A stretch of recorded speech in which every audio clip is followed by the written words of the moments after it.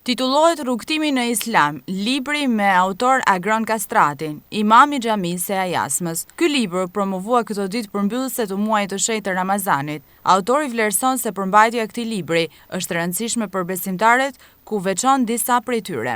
Pikë së pari përmban dëshminë, e cila është themeli i çdo besimtari. Dëshminë dhe fjalën më të shenjtë që na jepni emrin musliman.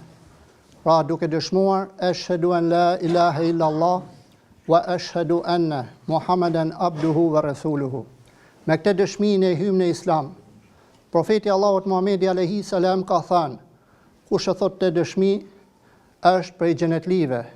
Pra mjafton që të jetë njeriu musliman dhe ta thot të dëshmi me zemër dhe me sinqeritet, bëhet banori xhenetit.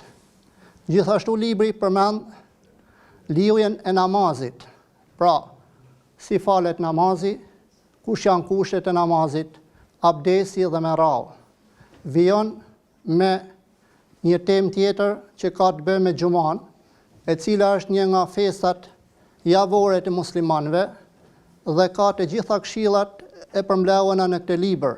Vazhdon me muajt e shenjtë, 25 profetët e Allahut, lutjet e Kuranit e të tjerë si pjesa kryesore e përmbajtjes së këtij libri. Në përgjigje të pyetjes mbi bazën e referencave që ka zgjedhur për të shkruar këtë libër, Kastrati përgjigjet. Referencat kryesore janë dhe librat e hershëm të autorët të cilët njihen jo vetëm në Shqipëri, pra Vebi Suleman Gavoçi, i cili ka qenë një nga dietarët e mëdhej, ka pas një broshurë të vogël dhe nga ai jam frymëzuar për me ecë përpara. Pastaj me kanë ngacmuar shumë profetët e Allahut, historitë e tyre, të cilët janë të gjitha të veçanta, nga lloji me të cilën ato kanë ardhur në këtë jetë për të përmbushur sinjalet e Allahut Teala.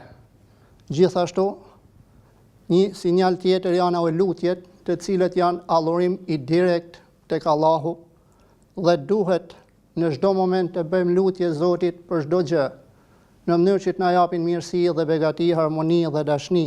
Aktiviteti promovues i këtij libri në xhaminë e Ajasmës u ndoq me interesim të veçantë nga besimtarët musliman. Gjatë promovimit u theksua se botimet të tilla janë të domosdoshme për besimtarët për të njohur përmbajtjen e tyre në rrugtimin islam, si dhe për zbatimin e parimeve të tij.